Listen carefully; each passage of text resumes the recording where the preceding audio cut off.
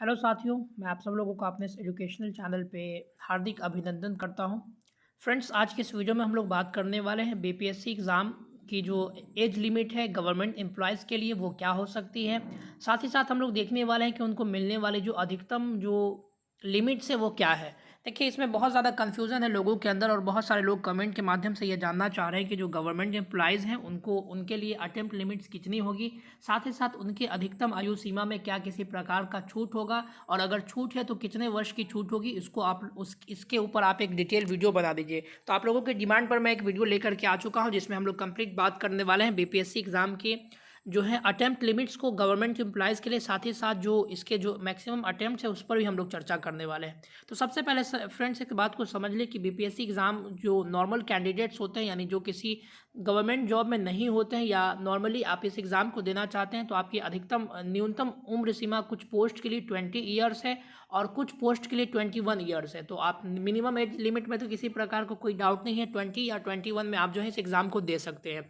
वहीं बात की जाए अगर मैक्सिमम एज लिमिट के लिए, तो जो कोई सर्विस में नहीं है जो भी व्यक्ति, तो उसके लिए आप कह सकते हैं कि जो जनरल कैटेगरीज के जो स्टूडेंट है या जनरल कैटेगरी के जो एस्पिरेंट है उसके लिए 37 ईयर्स जो है यहाँ पर रखा गया है। बाकी लोगों को कुछ रिजर्वेशन का लाभ भी दिया गया है, वो मैं आप लोगों को दिखा देता हूँ। तो यहाँ पर देख लीजिए, जनरल कैटेगरी के जो मेल कैंडिडेट्स हैं उनको 37 ईयर्स उनके लिए मैक्सिमम उम्र सीमा है। जनरल कैटेगरी के फीमेल कैंडिडेट के लिए 40 ईयर्स, बीसी ओबीसी मेल और फीमेल के लिए 40 ईयर्स और एससी एसटी मेल और फीमेल के लिए 42 ईयर्स। अब हम लोग बात करते हैं कि जो ऐसे लोग जो इस एग्ज़ाम को फिल करते हैं जो कि गवर्नमेंट एम्प्लॉयज़ हैं, वो भी हम लोग यहाँ पर देखते हैं। तो गवर्नमेंट एम्प्लॉयज़ कौन, जो कि आप कह सकते हैं कि 3 वर्षों से लगातार जो है वो सर्विस में है, तो उनके लिए आप कह सकते हैं कि उनको उम्र में आप क्या यहाँ पर देखिए उनके उम्र में जो है 5 वर्ष की अधिकतम उम्र सीमा में छूट मिलेगी। यानी आप जिस कैटेगरी से हैं उससे आपको 5 वर्ष की और छूट मिलेगी। फॉर एग्जाम्पल, अगर कोई जनरल कैटेगरी का एस्पिरेंट है जो कि जॉब कर रहा है, गवर्नमेंट एम्प्लॉयज़ है,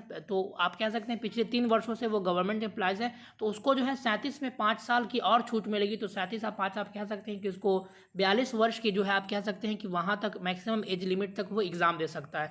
अब सब लोग अपने अपने कैटेगरी में 5 वर्ष अपना ऐड करके इसको समझ सकते हैं कि अगर कोई एससी एसटी कैटेगरी का है तो वो अपने उम्र में 5 वर्ष को ऐड करेगा तो उसकी उम्र सीमा, अधिकतम उम्र सीमा कुछ और आ जाएगी। तो ये रही बात आपके सामने जो आपका एज लिमिट है।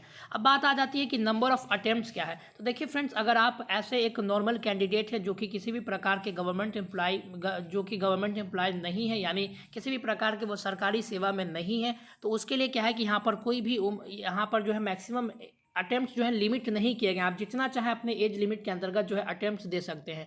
लेकिन अगर आप जो है पिछले 3 वर्षों से देखिए यहाँ पे लिखा हो for government employees who have been in continuous service for at least 3 years number of attempts equals to 3, यानी आपको केवल और केवल 3 अटेम्प्ट्स ही दिए जाएंगे। तो यहाँ पर इस चीज़ को अच्छे से समझ लें, आपको जो है 3 अटेम्प्ट्स ही दिया जाएंगे, आप लोगों के लिए अनलिमिटेड अटेम्प्ट्स नहीं रहेंगे।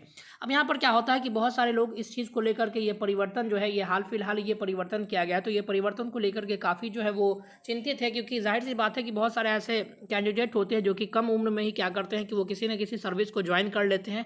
अब वो सर्विस को ज्वाइन कर लेते हैं तो उनका अटेम्प्ट लिमिट हो गया। लिमिट होने की वजह से क्या है कि वो 3 बार ही अब बीपीएससी एग्जाम को दे सकते हैं और अगर उनका सिलेक्शन नहीं होता है तो फिर आगे वो फिर इस एग्जाम को कंटिन्यू नहीं कर सकते हैं। तो आप लोग बताइए कि आप लोगों को ये परिवर्तन कैसा लगा। हालांकि ये बहुत पहले ये चेंज हो चुका है, इसी वर्ष के शुरुआती समय में ही इसको चेंज कर दिया गया था। आप लोग बताइए कि आप लोगों को ये परिवर्तन कैसा लगा। अपना राय जो हमारे कमेंट बॉक्स में जरूर बताएं और इस तरह के और इन्फॉर्मेटिव वीडियोस देखने के लिए चैनल से जुड़े रहिए। Thank you very much. मिलते हैं अगले वीडियोस में, तब तक के लिए धन्यवाद। God bless you all.